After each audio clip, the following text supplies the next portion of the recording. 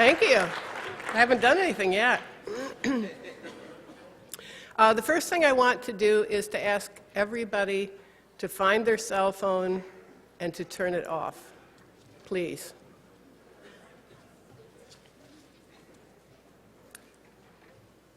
Okay, so let's begin. My name is Ann Fessler, and I'm a professor in the photography department here at RISD, and I am extremely honored to be hosting this event tonight as the faculty moderator. Once again, I want to welcome everyone in the audience, RISD students, faculty, museum people, librarians, staff from every department, board members, administrators, everyone who's part of the RISD community. But I would especially like to welcome those of you who have joined us tonight who are not directly connected with RISD, but part of the larger Providence and New England community.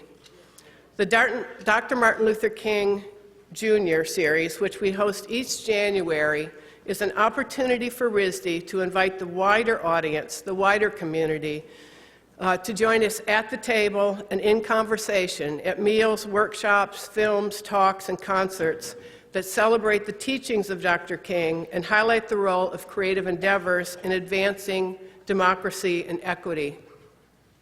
The heart of this series is the MLK Keynote Lecture.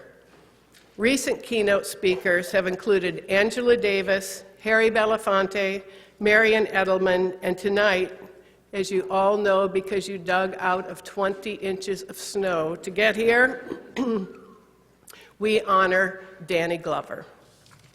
Danny Glover. Danny Glover's here.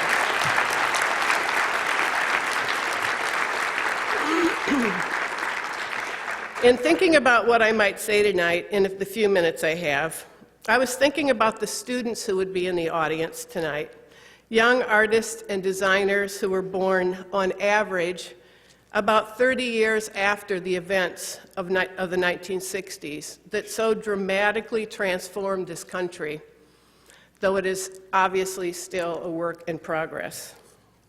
Dr. King was assassinated in the spring of my freshman year in college.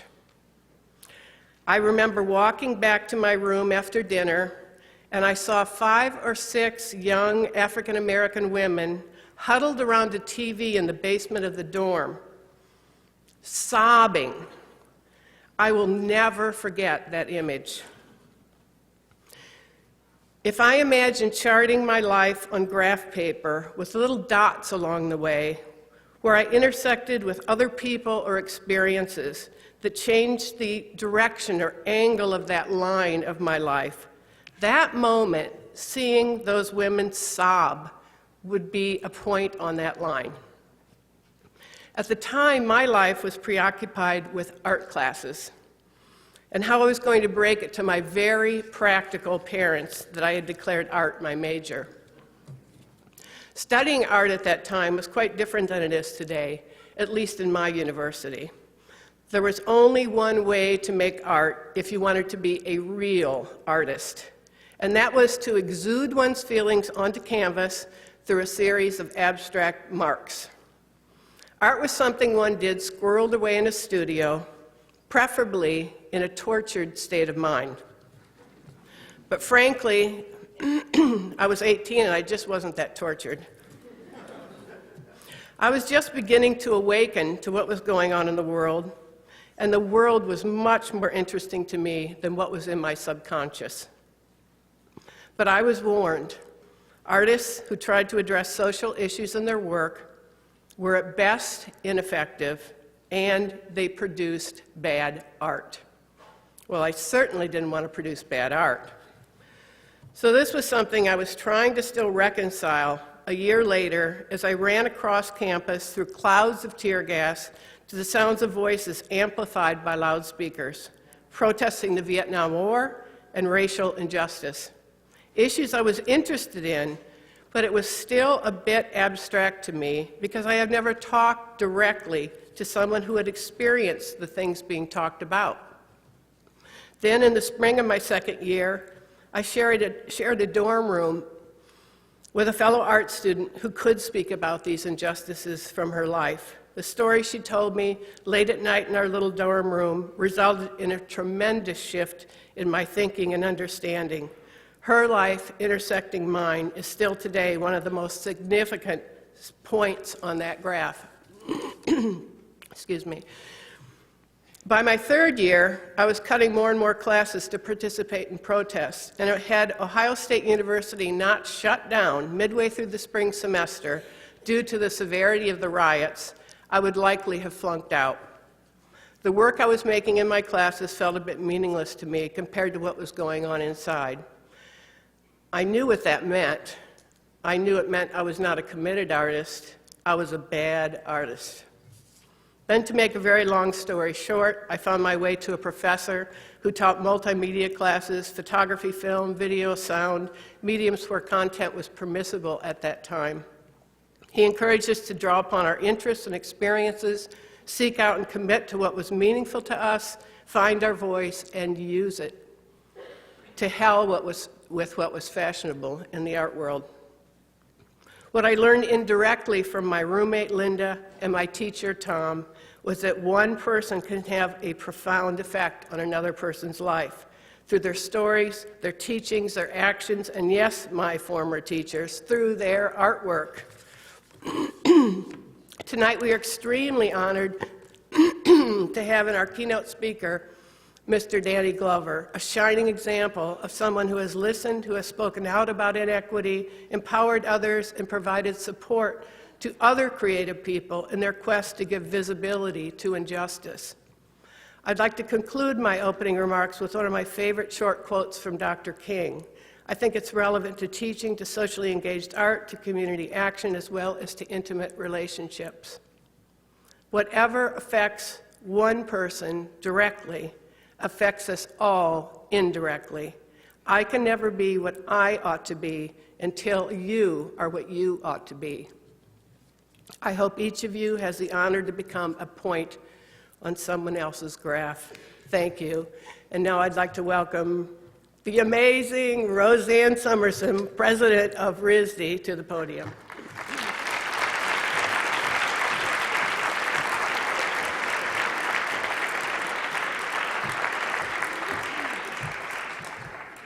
Thank you, Ann. I think that introduction is going to be a point on my graph. Good evening to everyone who has joined us here, and I want to share also in welcoming all of you. And there are many of you somewhere out there in the world joining us via live stream. Welcome to all of you as well. Thank you for being part of our 2015 MLK Series, and welcome to our very special keynote speaker. This evening's lecture will be followed by a question and answer period, so those of you who are in our virtual audience, please tweet your questions to hashtag, all caps, RISDMLK15, and we'll also have questions from the audience who's here joining us tonight. I would like to acknowledge several members of our Board of Trustees, Mary Lovejoy and Stephen Metcalf, who we're honored to have joining us as well tonight, and give special thanks to the MLK 2015 Planning Committee, and I'd like to embarrass them by asking them to stand, please. Tony Johnson, Andy Jocks, Tracy Costantino, Ginny Dunlevy, Greg Victory, and Emma Montague. Thank you all.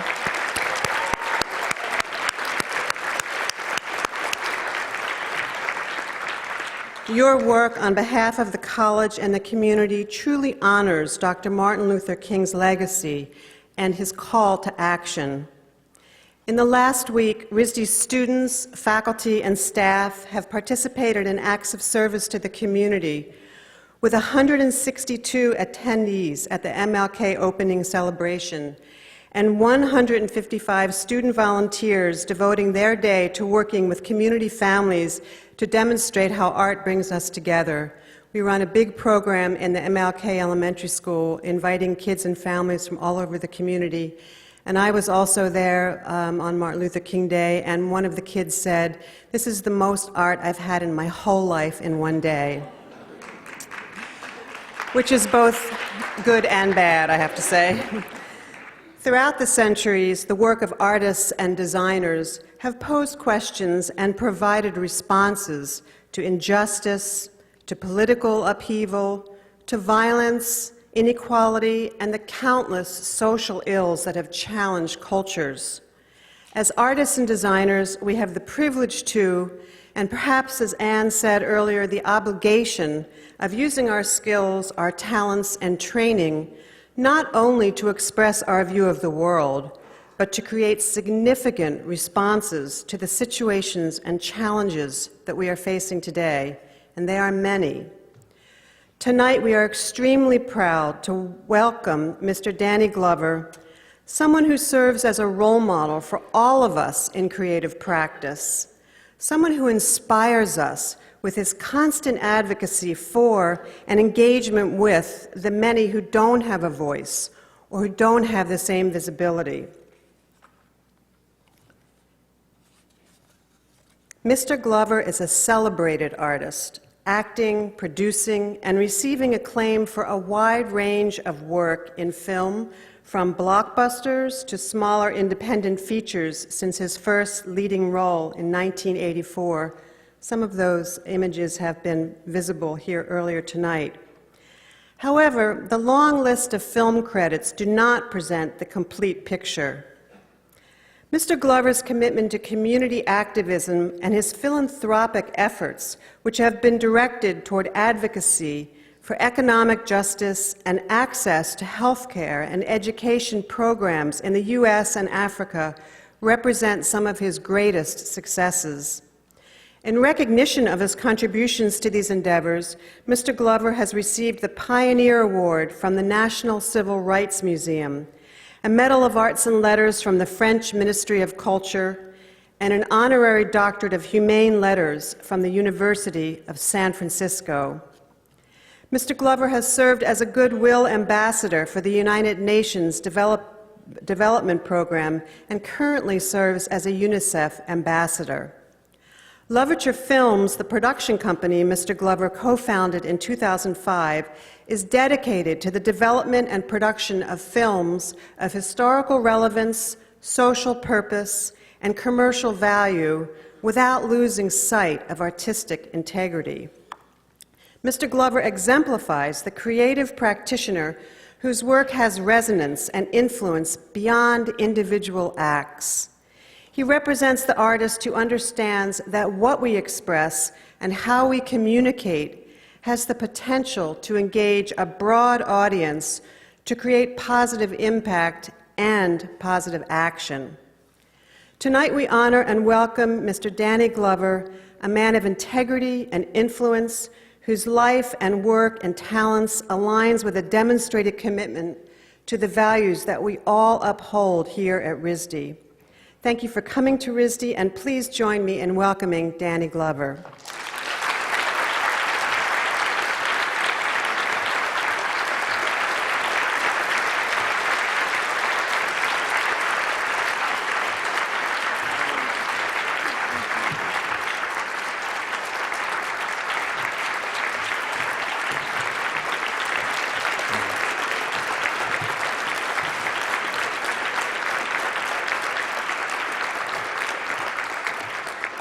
I'll tell you one thing here at RISD. I've gotten so much love here before I even said one word. Thank you for that so much.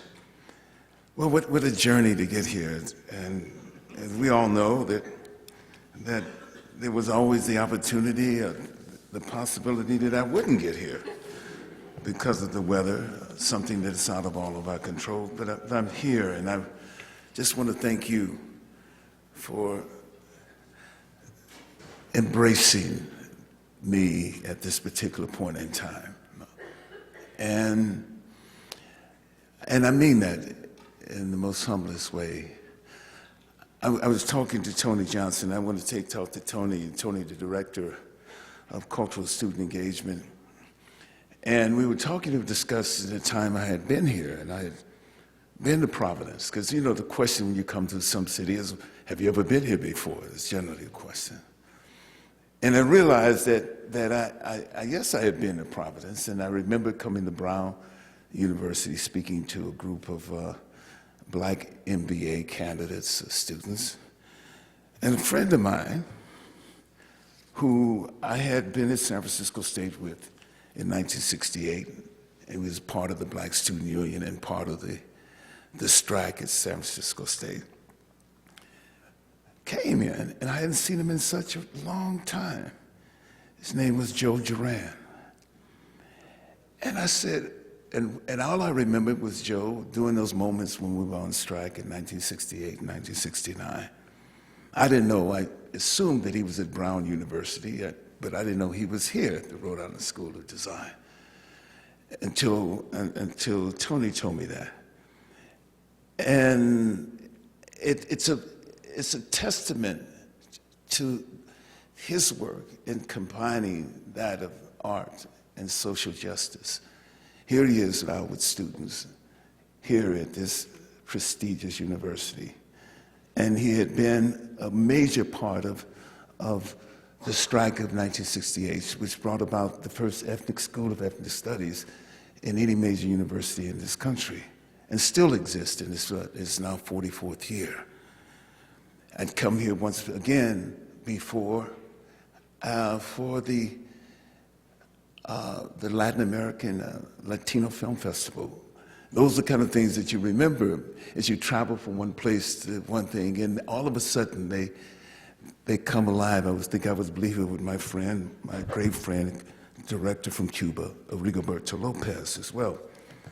But today, as we begin the day with this group of just wonderful, wonderful students, and those students were certainly reflective of the diversity here at this school and the work. The installation was brilliant, and if you haven't seen the installation of Afro descendants, whether from Haiti or from Trinidad, Tobago, or Uganda, or New York, or Florida, or San Francisco, you're missing something very special.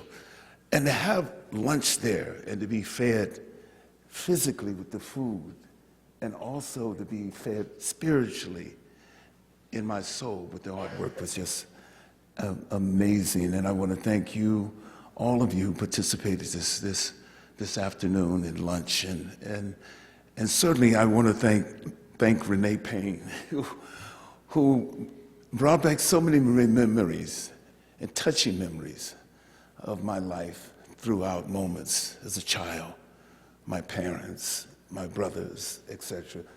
To be able there, I've gotten much more than I could ask for. And what I got was memory, the memory of that. I am so honored to be invited to the Rhode Island School of Design, RISD. In the most basic and literal sense, design is a deliberate act of imagination and simultaneous ethical choice about why, what, and for whom. From that vantage, I am most mindful today that RISD states its historical vision as a leader in art and design education, as a maverick founded by women 40 years before women in America gained the right to vote. I am honored and humbled to be in this historical space, to be associated with the list of icons who have spoken at this forum, because they are among the mavericks, like the sister mother founders of this institution, the nonconformists, the rebels, who have and do inspire me as they epitomize the character of imagination, courage, and determination that I feel must inform the generally powerful but not necessarily progressive theme of creativity and democracy, social change through art. Many artists of different contradictory ethical outlooks and life choices have appropriated the progressive sounding phrasing of creativity, democracy, social change.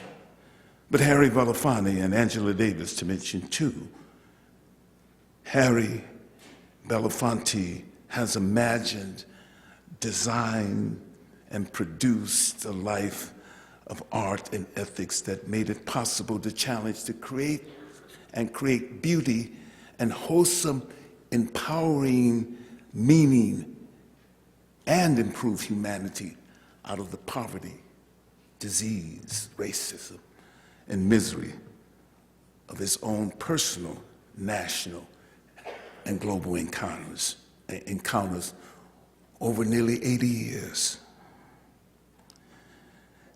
And the heroic life of Angela Davis in the public sphere, organizing with ordinary people as well as in the academic, always bold about her deeply humanistic, radical, but easily social change ethics is and has been an inspiration and model for social change in the US and around the world since the 1960s to now. I want to speak briefly about historical examples that give progressive life to the topic, creativity and democracy, social change through the arts.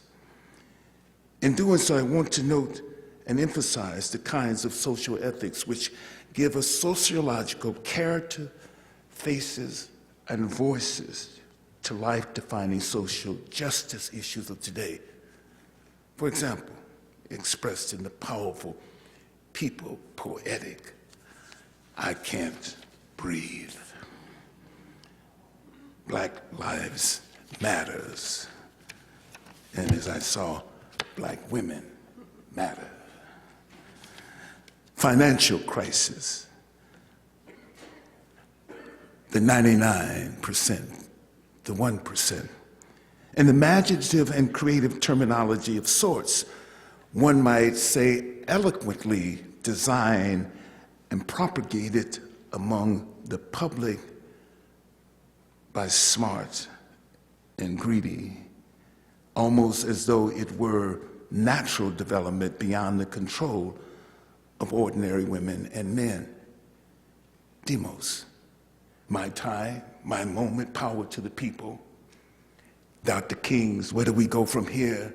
Chaos, a community. The words power to the people resonate still in these words. And I say, that descent above our lives over which we have no control are krasia, power, as the Greek combined the terms demos, ordinary people, krasia, their authority or dominion over life, their power, their authority and dominion over life. The arts and artists connecting the progressive social change, not just social change, a brief interrogation. Black is beautiful. Often I think we assume too easily the meaning and transformative power of words without examining them in the real historical, creative context of, for example, an artist or designer imagines and creates his work, art for art's sake, brilliance of techniques, cinematic qualities, sonorous voice, and so on. Birth of a Nation was introduced innovative techniques of filmmaking never seen before. But what are the outcomes of Birth of a Nation? Picasso's extraordinary painting and depiction in Guernica, the depiction of the powerful moment when the first civilian population was bombed in 1936 during the Spanish Civil War. Another example of art context. John Steinbeck's extraordinary work in The Race of Graft, a depiction of capitalism and the trauma that capitalism calls on people's life at the moment within the context of the Great Depression.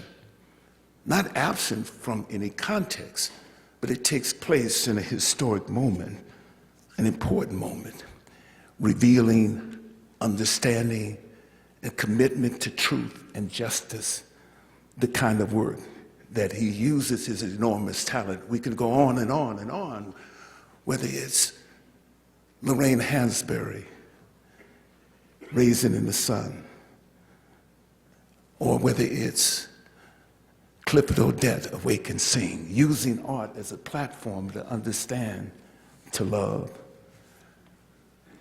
to have empathy. Those are the kind of dynamics of art, the possibilities that we have with her. What have with that? The question of does it take place only within this social framework? The art that is relevant, the art that we listen to, the art that changes our lives, that transforms us. And does it build movements? Does it support those movements already in action? That art is questions that we have to ask ourselves, questions that Angela asked herself, questions that Harry has asked himself over the course of their lives. Using that art as the platform, not only as initiator, but to sustain the ideas that somewhere find their way being cultivated and nurtured in our hearts and in our minds. As students, you move out into the nation and to the world, and I ask you to reflect about the radical, groundbreaking legacy of the women founders of this institution. To situate your imagination, your creativity, Demos and Grazia, as citizen artists and citizen creators and well-crafted, progressive social change ethics.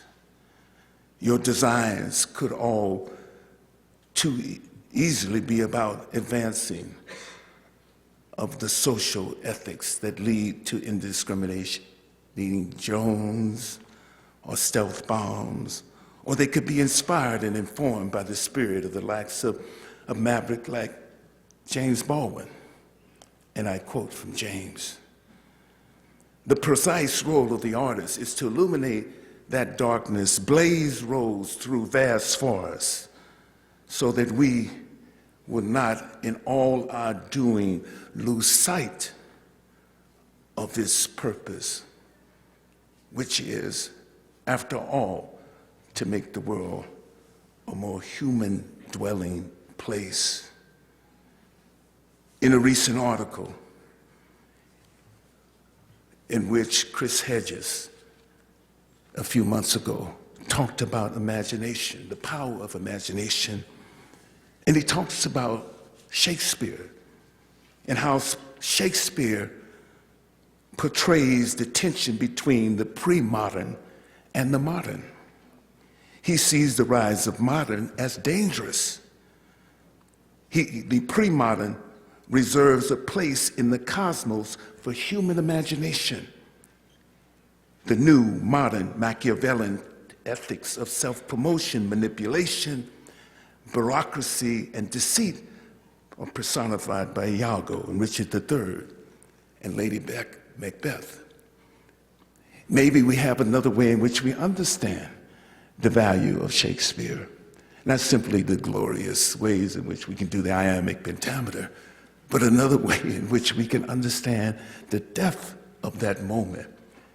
The two worlds that he talks about in this place, the pre-modern and the modern world. The pre-modern being one of caring and loving. The pre-modern being one of caring about communal. One is a communal. And we're talking about at this moment as artists, reimagining that communal spirit in Earth. The writer writes the book. He talks about us getting smaller. In Naomi Klein's new book, This Changes Everything, she talks about the work that we have to do, where she says it's humanity and the earth versus capitalism. The artist cannot be afraid to register that, to understand that, to give relevance to the discussion behind that, not only in his words, but his words which expand beyond that. You know, the Globe Theater was burned down. Did you know that? Did you know that King's last speech, where do we go from here?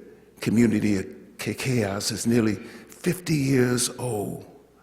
Nearly 50 years old. 50 years since he spoke made that great speech beyond Vietnam.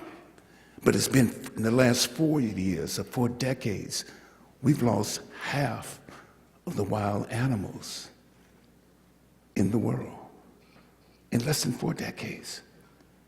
And this is a report from the World Wildlife Fund.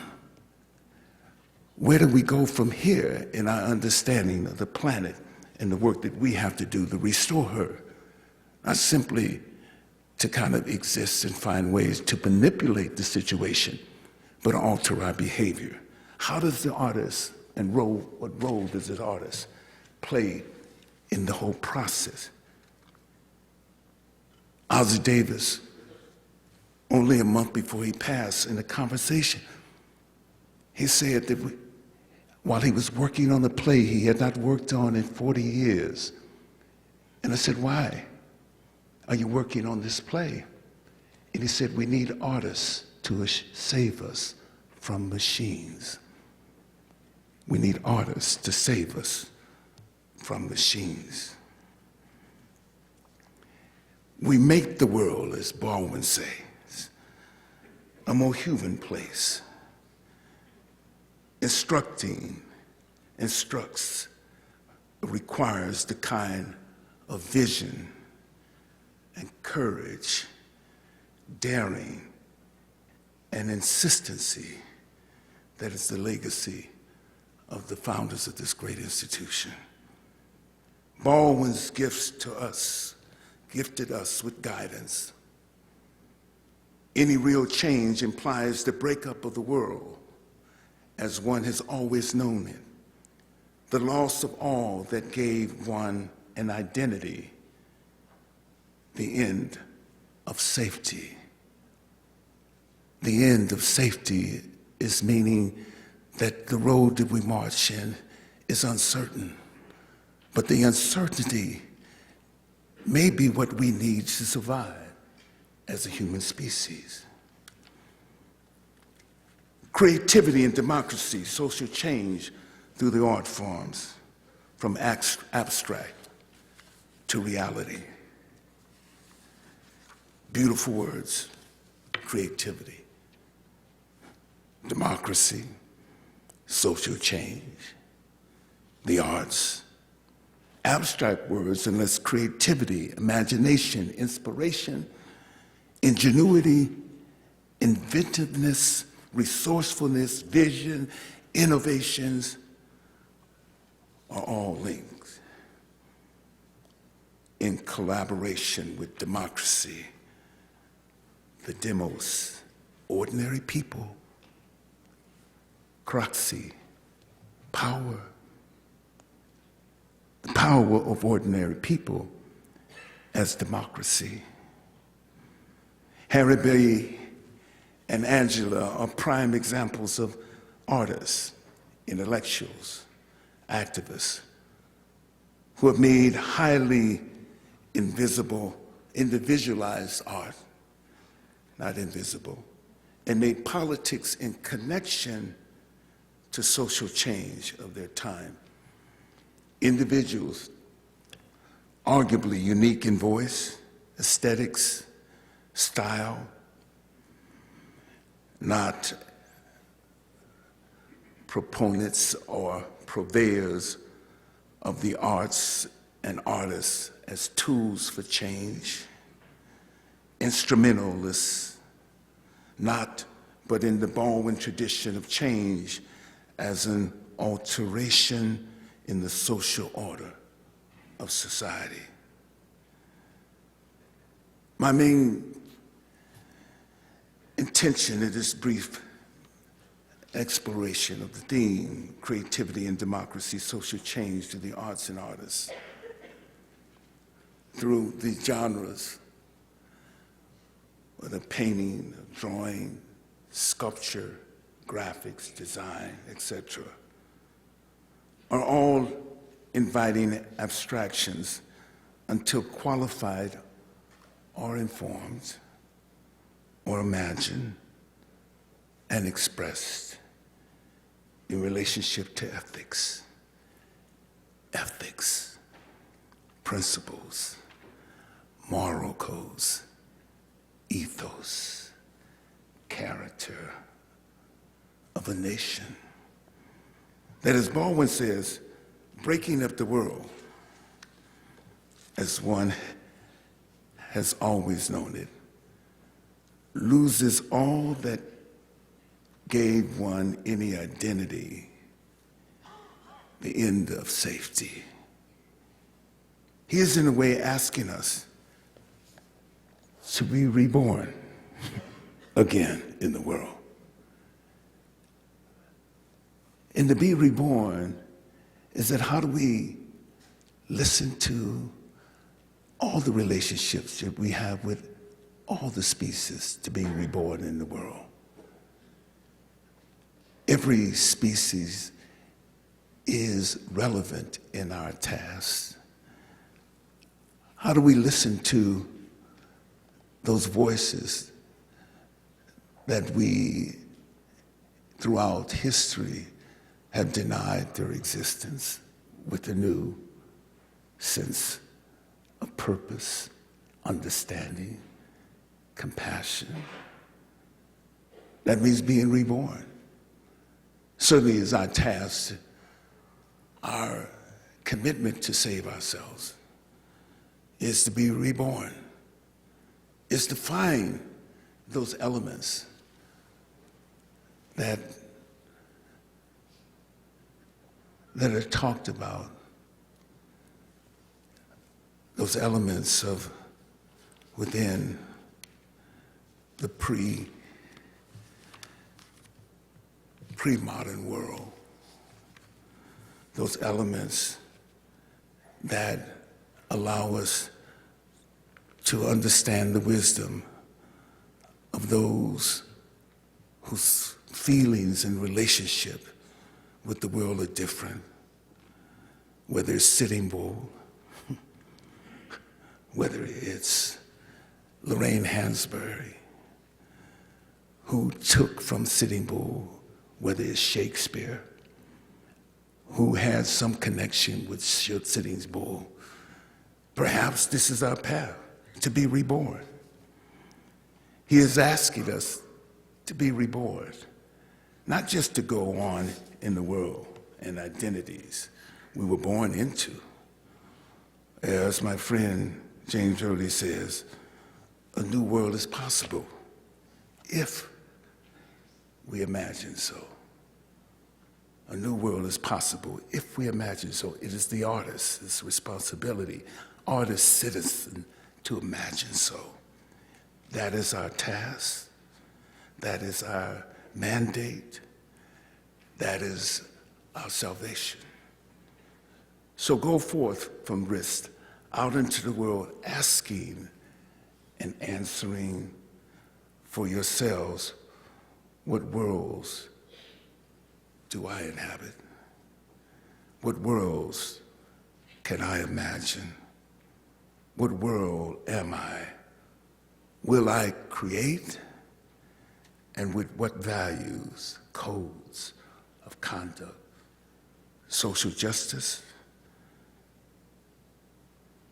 comfort, can I meet the Baldwin challenge and call of my time, this moment in our world. I dream a world, as Langston Hughes would say, a world that is not only I dream and I can dream, but a world that we can all dream. Thank you.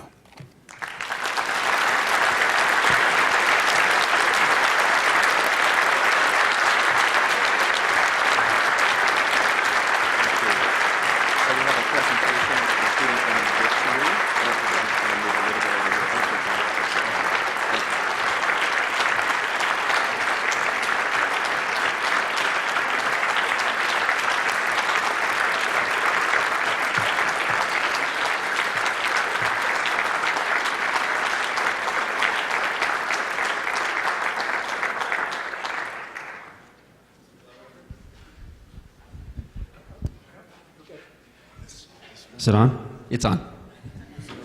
Oh, okay, it's here. Okay. I got it.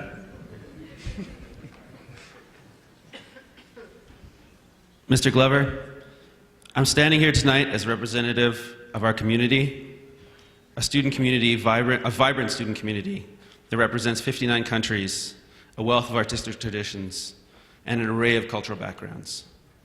We are honored that you have joined us here as we remember the life, legacy, and charge of Reverend Dr. Martin Luther King Jr. At this moment, we would like to present you with this RISD citation as a token of our appreciation for your steadfast commitment to justice and artistic excellence. Thank you.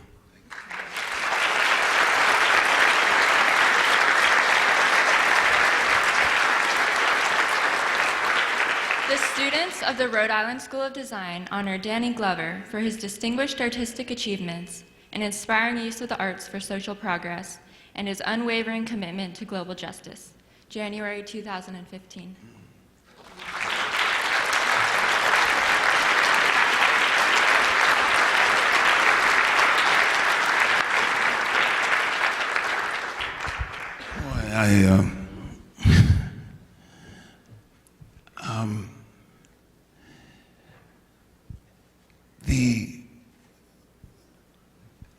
The deep responsibility that I feel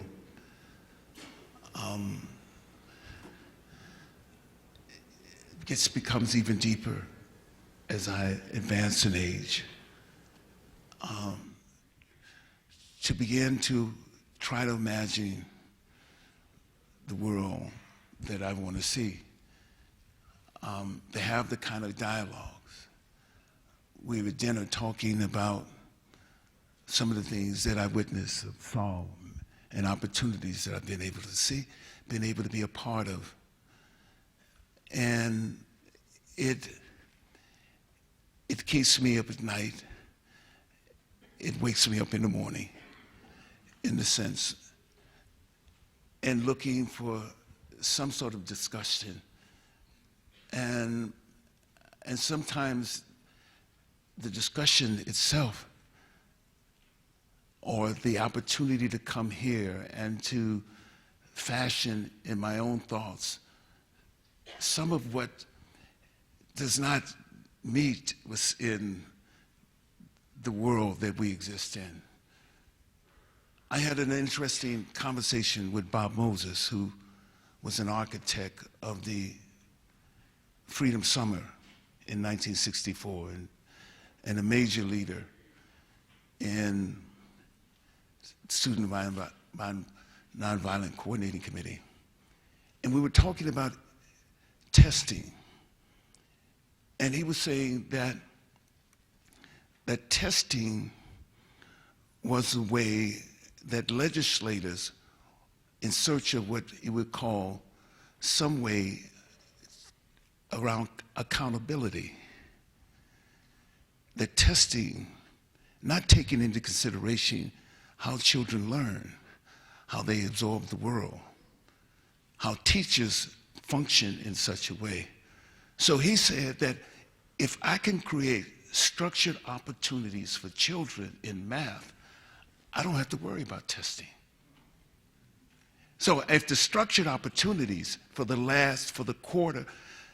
bottom quartile are there, I'm not concerned about whether they pass the test because they'll do well, but they'll learn fundamentals about math and learning as well.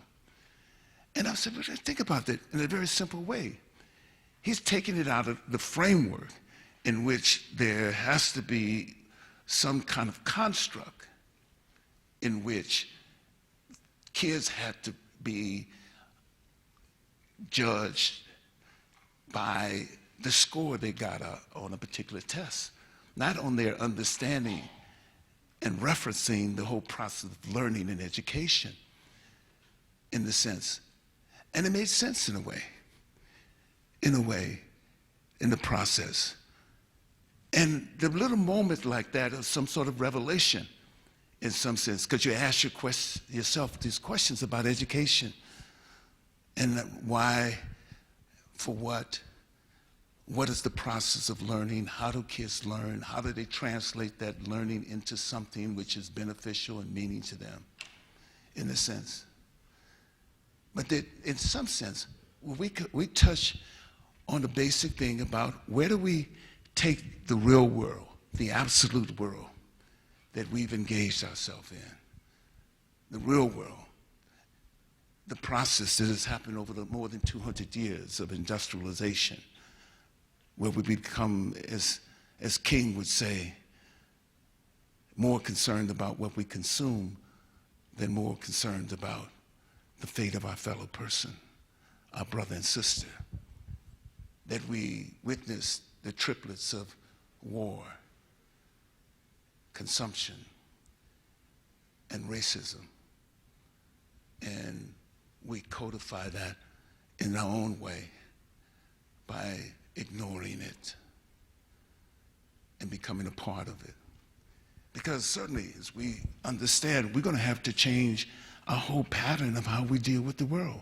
If we've lost half of the wildlife population in 4 decades, what does that mean? That's reality, in a sense. This whole process that we have to find a way. We've got 7 billion people. When I was born 68 years ago, there were 2.5 billion people on the planet. Now there's 7 billion people. The wars that we see, the wars, they're here. How does the artist understand that? How does the artist now talk about that? The wars that seem to be everywhere, the destabilization, the ideas of the nation state, of the destabilization of the nation state at all. So we react to what we react to, what we see on CNN, or what we see on Fox News, or what we see in the general press, in this sense. How do we create another way of understanding the world? Certainly Chris Hedges was talking about that in the organization. How can we see another way of imagining the world as artists? What's the old Tao expression? May we all live our lives artistically. How do we begin to see that? As citizens. As citizens. And each of us in our complementary way as artist citizens. Thank you.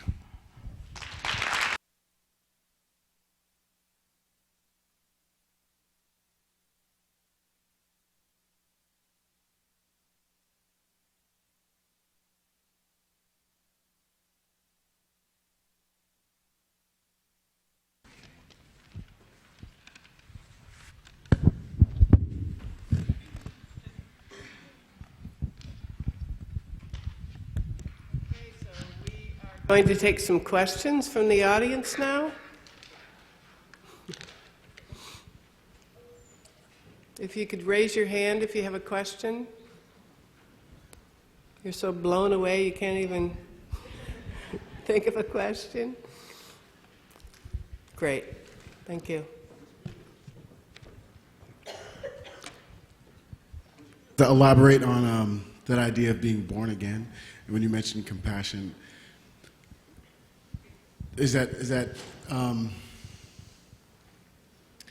because when you said that, kind of really hit me.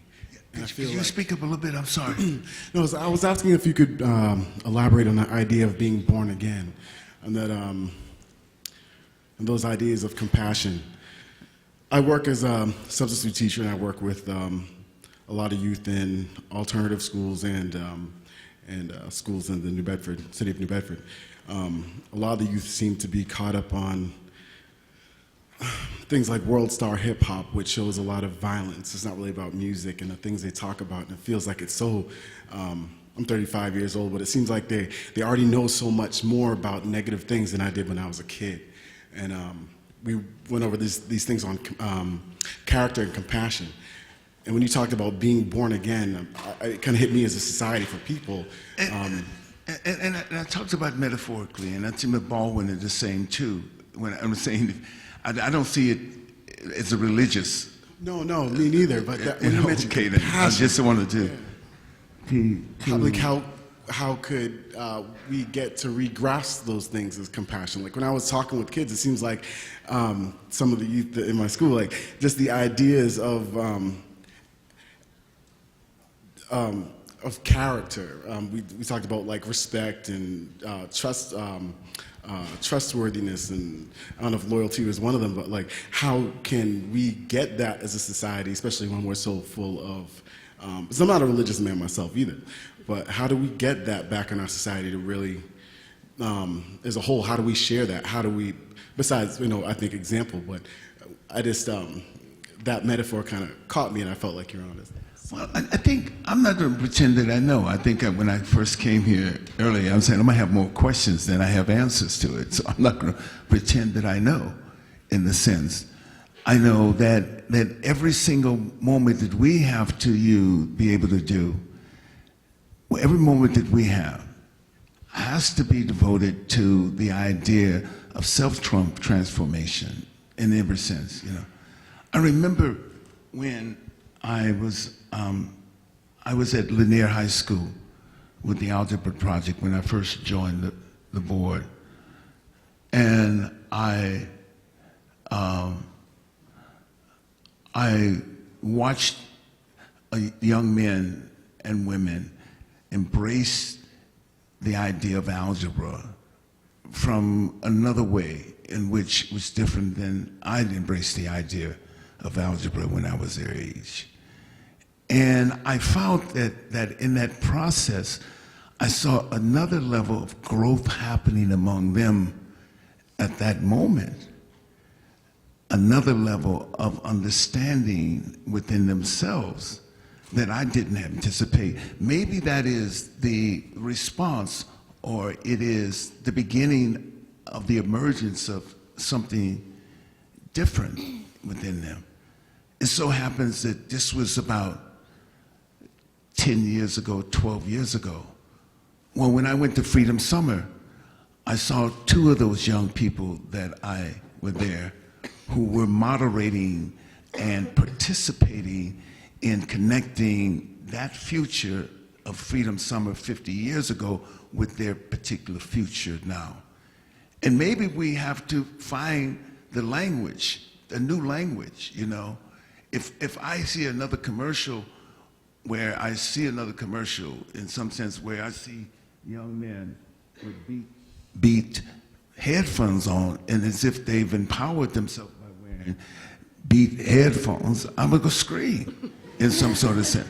In the sense that the image itself that the media creates, that consumerism creates, is that you have some enlightenment. You become enlightened by listening to the sound of your own music. That it's another process of alienation. How do we find ways in which we reverse that process of alienation? The history of human development in this part of our cycle, this part of that 65,000-year process, the history says that we become more and more alienated from the land, from ourselves, from each other. How do you replace that? And I particularly threw some light on the article, and people read Chris Hedges and knows who Chris Hedges is and knows the work that he's done, the writings he's done, particularly that he would step aside and look at where we are as a human species. We have more technology, we have more than anything else, but we're less human in our sense of ourselves, in our relationship to others in the world. And we could use all the kind of fancy branding that we want to use in determining or discounting that or whatever, but it's still there. And so I think when we talk about being born again, what's the process of being born? What's the process of us as children growing, learning new ways to live, learning new ways? We're going to have to do that. I'm saying this is not something that we choose to do or not to do. We're going to have to do that, you know? We have to do that for the survival of humanity, you know? So it may be different terms. It may be being afraid, because we're going to be afraid of the unknown, and yet we're not going to know the outcome. We don't know the outcome. We don't know what movements happen which spark our imagination in a different way and allow us to understand in a different way and to live it in a different way. What are those movements? You know, there were movements that happened in our past that allowed us to do that. There were movements that happened that allowed people to think a different way. The abolition of slavery just didn't come out of the ethos. The abolition of slavery came about by movements and people who were trying to, in some sense, forge another humanity for themselves in the process, against a process which denies them humanity, denies the value of another human being, diminishes the value of another human being. Yet they find a way to muscle their way out of that. Ended up in a war, probably an inevitable war, you know, a war that came within 75 years of the establishment of a nation. But those are the kind of things that we have to think about, you know. Isn't it amazing that since 1872 until last year, we had been the largest economy in the world? From 1872, we've been the largest economy in the world. What does that mean now? What do we mean? What does it mean now if we look at the realities of what we see in terms of work? You know, the idea of what do we mean by work now in the 21st century? What is the kind of social responsible work that we develop in the 21st century, you know? What does it mean now that we're not the largest economy in the world? Well, when we were the largest economy in the world, you know, over the last years, over the last 20 years or so, we've lost 5 million manufacturing jobs in this country, the largest economy in the world. You know, good paying jobs. Men and women worked and felt that they were not only making a contribution to themselves, but making a contribution to their community itself. Those jobs are gone. How do we now redefine work is another thing. And really, I touched a little bit on the environment, but how do we do this? What do we do now? You know what I'm saying? We have to do something. The idea of doing nothing is not a part of the plan. We, citizens, the pretext that corporations or some sort of science is going to save us can't be a part of the solution. You know, the earth has to be something other than something we act on, as opposed to something we nurture and develop and in harmony with. Maybe that's part of being reborn in a sense, in real sense. Where do we listen in different ways? Part of being reborn is listening to ourselves in relationship to, as I said before, to all the other species. you know, and all the other ethnic groups, whether they're people we may despise now. What do we know about their history? Being born again means that we have to know more about their history and respect their history, you know, in that sense. I remember when I did Beloved, and I thought, and I read all this work and all this information, and I got scared because I felt too much. I felt maybe there was too much of my own historic memory. Or maybe there's too much of their own psychic memory. But I would get scared because there was something that was revealed to me through reading and being part of a process that was much larger than me, you know. And so we have to think about that and reveal ourselves in terms of something that's much larger than us. And I said esoteric. Go out, and turn on my jazz, listen to my and do all the things that I'm doing, drink my glass of wine and everything else. Yeah, we're gonna do that. You know what I'm saying? But the idea that we could do this, we have to believe that we could do this, in the sense. We have to believe we can do this. And I was in New Orleans on the 17th, King's birthday, and I was with a group of people in New Orleans who were trying to find a way in which New Orleans, who had been displaced by Katrina a decade ago, trying to find a way in which they're left out of it. They want jobs, meaningful jobs, training, and everything else. I mean, and that's the beginning. But they're going to have to find a relationship beyond just the job. The jobs may be a beginning. They may be able to negotiate a deal with the billions of dollars that are coming through New Orleans in development, where they get a little bit of the action. They'll get some crumbs from the table. But what is the essence of that? You know, if we can't develop waste like we've done all of the 20th century and most of the 19th century, then what is the opposite of that? You know, what is the opposite? Jeremy Rifkin, in his book, The End of Work, he talks about the Depression. Depression was essentially caused by overproduction. At the same time, it also was caused by Americans had not digested and brought into their living room the idea of consumption. Isn't that amazing? They had not become consumers. They were frugal. If they had value, they found value. They were a lot like my grandparents on their farm. They saved everything. If they didn't use it, the hogs ate it in the slaughter jar, whatever. You know what I'm saying? They were like that. So what does that mean, in a sense, when we can't waste anymore? When we're going to have to find and support and fight for the cars that use reusable energy.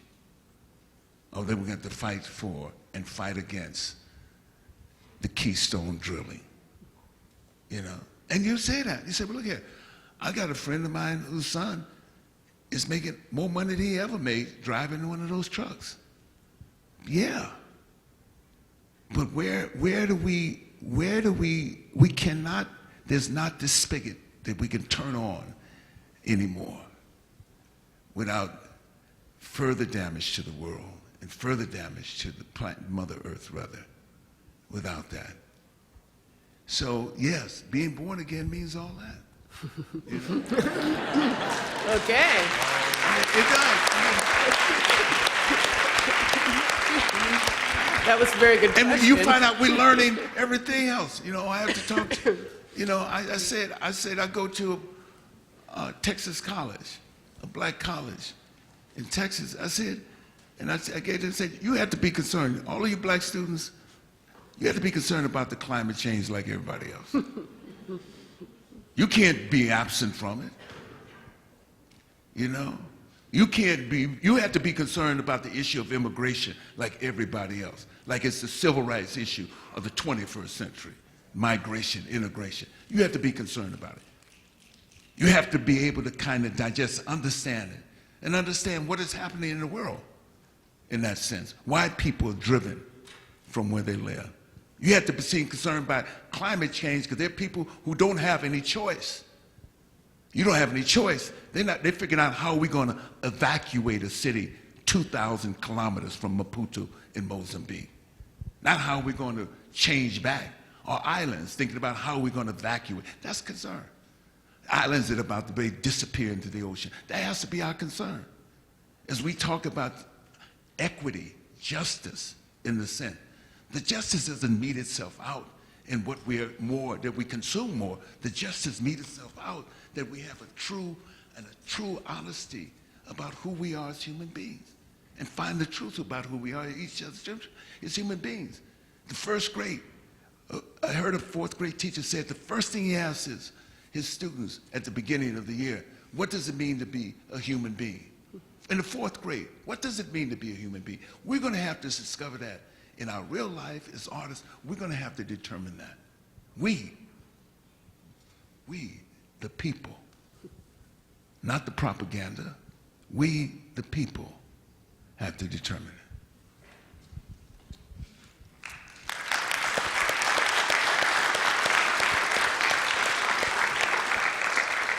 I think we have time for another question. Maybe one. Mr. Glover, if you don't mind me asking you this question, it's going to be referencing the term that you used initially, which is testament. Would you be so kind and gracious to share with us, with regards to your career and your struggle and being a part of the arts, as well as being a part of the civil rights movement, and would you just share a little bit on your personal experience in terms of, how you progressed? And I asked the question because though I am of age to, like many here, to be able to reflect upon what happened in the 60s, myself and maybe others were not born here in this nation. And so for us, it's a matter of turning on PBS and looking at some of the films and being acclimated with the struggle and so on. But you're here with us, and it is a privilege to have you tonight. And so would you be so gracious to share a little bit about what you faced and how you turned things, or you applied yourself in such a way that you have become very prominent and very successful in your career?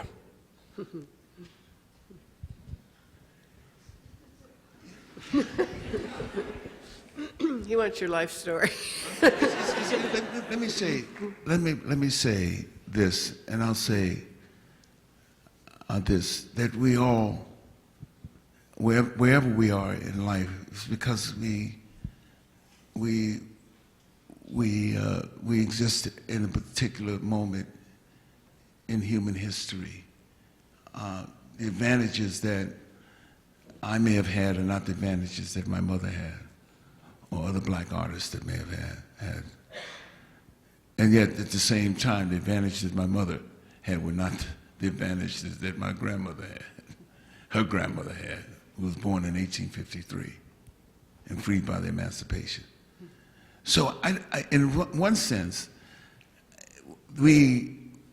most of what we think about is viewed from a linear process. In the process of, because we become advanced or become successful, does it not mean that we become,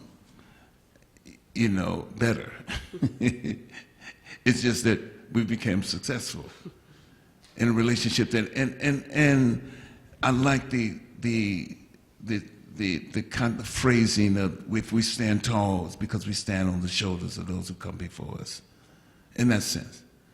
So that's important to understand that. And who knows how we, I'm born in San Francisco, California. I lived in the same neighborhoods since I was 11 years old. I can walk 10 minutes and walk by the house that I grew up in that sense. So there's a continuity of community that always was important to me and everything else. My mother came from very poor farmers. When my grandparents were married, they were tenant farmers, sharecroppers. My grandmother decided to be a midwife, and she became one of the most notable midwives in her community. And we're able to build another life. And for me, I mean, I don't think there's nothing, if you looked at my high school yearbook, I don't even think I'm in the high school yearbook. There's nothing in my life that would have said that whatever's happened to me would have happened to me, has happened to me. And that's the reality of it, They're just the pieces that come together at a certain point in time. When you begin to understand a concept, when you will see men and women, as I saw, young people, some not too much older than me, make enormous sacrifices. And then you in some sense, or you'll be able to see the world in a way, and try to see the world in a way. Those are whatever. They probably inform, and I know they inform the way I approach my work, or what I attempt to do, or why I attempt to do this. They inform the things, like for instance, I'm supporting this whole campaign with postal workers, the American Postal Workers Union, because my parents were postal employees. Who in this audience has somebody, a relative who worked for the post office sometime? At some point? Thank you. And it was a job. My parents were able to buy our first home when we moved out of housing projects because they had a job and they could save with 5 kids. Imagine saving with 5 kids and always needing something. Those are the things, the kind of ordinary things that happen. Sometimes somebody puts some sort of anoint you because of this movie or that movie. The kind of ordinary things in that, I live a very simple life. I live on the street where the people that know me have seen me for almost 40 years. I don't have a fleet of cars. I walk, I go through the park, walk. There's no I didn't think there's nothing spectacular about it, that in a sense. And I think that's a tribute to my parents, and a tribute to the kind of acculturation that I've been through, and in that sense. But I think from my mom, from my dad, and from all the things that I connect myself to, were part of my generation, I'm connected to that still. So I keep asking myself, as a citizen in the audience, why, how, what? And then we have to ask ourselves, why, what, how? That's it, in a sense, and figure that we have to think outside of that. We have to celebrate those people who are doing something, I visited a young man at Federal Penitentiary 10 times over the last 5 years. And I learned that he was one of the most remarkable, grounded people that I knew. He was Cuban, and he came here and was given 2 double life sentences. He's home now. But he became my brother because he became in the service of what was just, in a sense. Not in the service of dismantling or not doing any harm to this country, but in the sense of keeping attacks on his country. And I learned to love him as my brother, as my friend, because of the sacrifice he made, you know. He's home now, and he's a father after 16 years in jail. And a father. There's a moment when you celebrate celebrate that moment. And you can't be afraid to celebrate it. And that's one of the things that we can't be afraid to celebrate those moments where men and women rise above those conditions. And I think that's one of the things that has been a part of my own growth and development, you know. And I had the opportunity to celebrate Mandela when nobody knew who he was. When the word Mandela was not on everybody's tongue. When I read a book in 1967 writing this young man who had been in jail for 3 years. And I read him and followed him.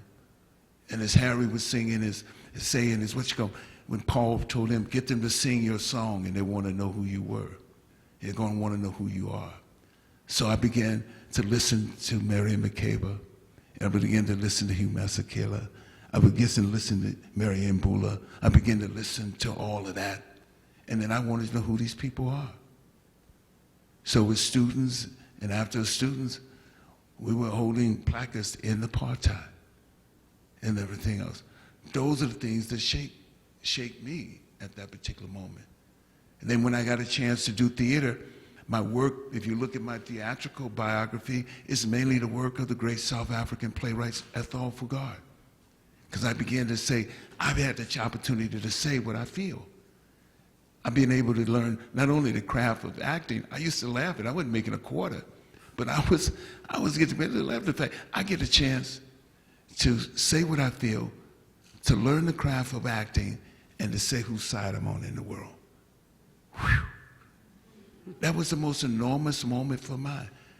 So I've been to hear and to begin to digest and feel what it was to be a South African in the grips of a system of apartheid.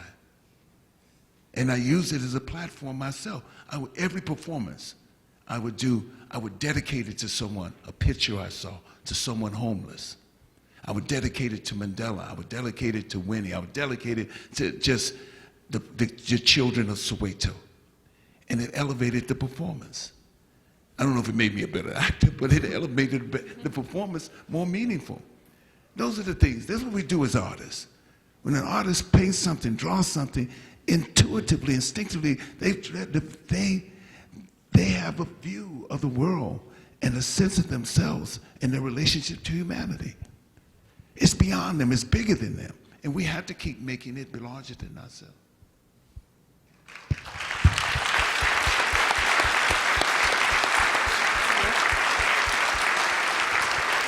You got another question?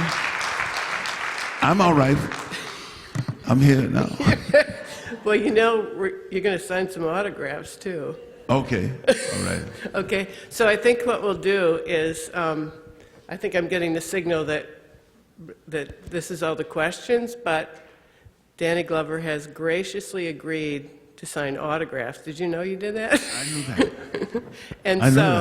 And so you can have him sign, you know, your sleeve, or there's some books out there, whatever you want, and programs. And so you can come up here, like form a line here behind me. And okay.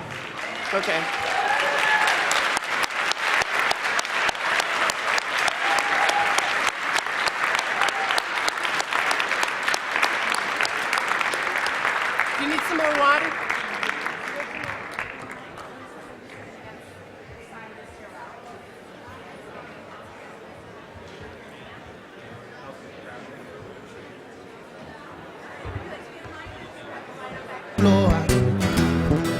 They take, no, they don't lie, taking prisoners they hide, and their private little war, in their private little war. And behind their broken magic,